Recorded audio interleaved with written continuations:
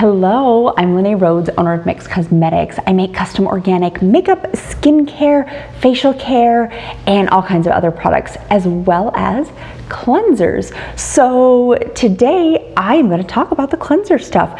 This is a huge topic, and maybe I'm biting off a little bit more than I can chew in one video. We'll see as we go along how long this is going to be, and if I need to break it into two.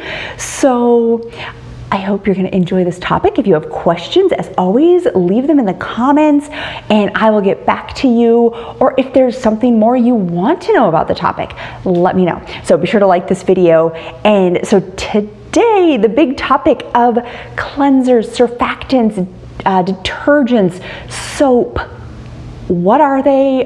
What does it mean? What are the different terms? And so here goes.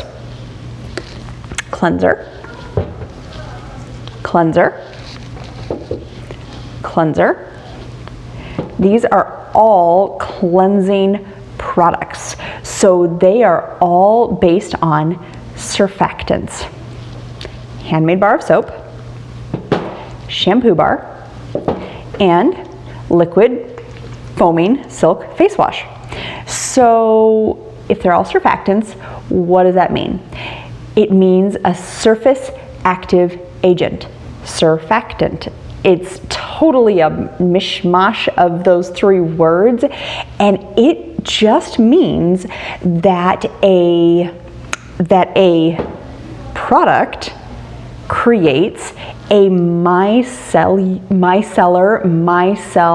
reaction. So if you've heard of micellar water, basically all that does is there are two polar ends. One is lipophilic and one is hydrophilic. One loves oil and one loves water.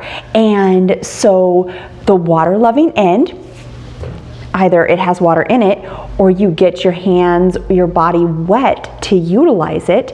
And as you rub it on your face for your makeup, on your body for your dirty skin, smelly armpits, then what it does is it grabs hold of the water. So this already has water involved in it.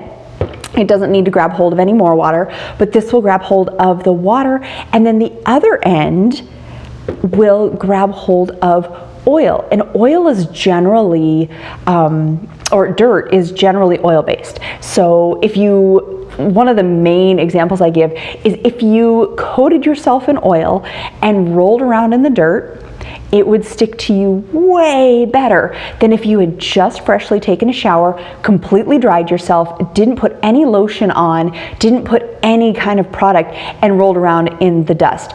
Not much would stick to you. Some would, because you obviously produce sebum fairly quickly. But if you're freshly washed, you have no lotion, no oil, no sebum on your skin, that dust isn't going to stick nearly as readily as if you oil yourself up and roll in that dust. So dirt likes oil, and most of what your body creates, the sebum, your stinky armpit smells, a lot of those are coming from oil-based bacteria, things that kind of feed off the sebum that you're creating. And so the micelle reaction is coming from any of these surfactants, surface active agents, not bipolar, sorry, two polar ends, a hydrophilic and a lipophilic end.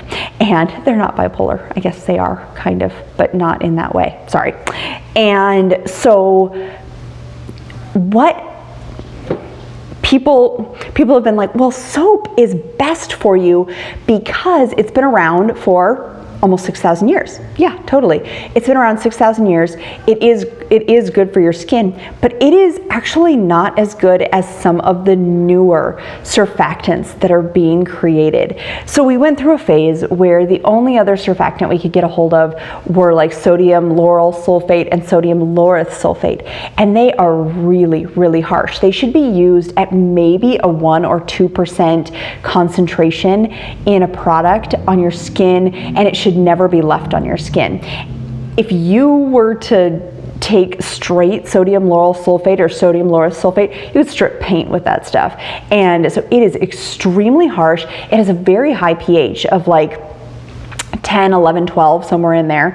And so it's way too high of a pH for your skin. Your skin does not prefer it. And so soap is definitely gentler than that option. And when sodium lauryl sulfate and sodium lauryl sulfate are created, they use some chemicals that then get put into the water system that aren't great as well. And so there are some problems with those surfactants, and that's why the sulfates got a really, really bad name, is because those are the two that we think of the most when we think about sulfates. But sulfates are actually just a sulfur bond, and sulfur is very cleansing and can be quite healing to your skin. And here's the secret about soap these days. When people say, well, I like using soap because it's completely natural. Yeah, yes and no. Soap is made with all natural oils. Coconut oil, beeswax, castor oil, mango butter. Really, there are lots of different options, but that's what mine is made from. And it's fabulous for your skin. It's extremely gentle, moisturizing. It has lots of unsaponifiables, or things that don't turn into soap. So those oil antioxidants and whatnot left in the bar. But it's still a slightly high pH, and the lye that I use is no longer created from wood ash. That's how it used to be made. Is they would burn their fires, and then they would pour water through the wood ash, and then they would use that water to make soap. But it doesn't create a very consistent batch of soap, because if I have 10 pounds of wood ash today and I had 5 pounds last week, and I pour the same amount of water through, I'm going to have way more lye in this week's batch than in last week's batch of 5 pounds. And so it's not very consistent, and honestly, it's not very clean and not very easy to use liquid lye. And it's a pH of 14, it's a base, it's incredibly hard on your skin, it can burn through anything, so it's very hard to use liquid lye. I buy it powdered, and then I add it to water when I need it. And it basically comes from the creation of chlorine. So when they make sodium chloride, lye, sodium hydroxide, is a byproduct of that. And so honestly, the lye is synthetically produced. It is a byproduct. So it is also the cleanser. Sodium hydroxide is what I use lye to make soap. And all soap is made with lye. It has to be. Legally, that is the only thing that can be called soap, is stuff that's made with sodium hydroxide or potassium hydroxide. So potassium hydroxide makes a liquid soap, and sodium hydroxide makes the solid bar. So legally, the only thing, and we can go into that's like a totally huge topic. From the 1800s, the soap lobby was extremely strong. So who knew? It kind of cracks me up still to this day, like 150 years later, 170 years later, we are still held to this same standard because of the soap lobbyists. And we talk about lobbyists and all the things they do for us and not so great for us, even now. But soap is made with sodium hydroxide that is a byproduct of the chlorine industry.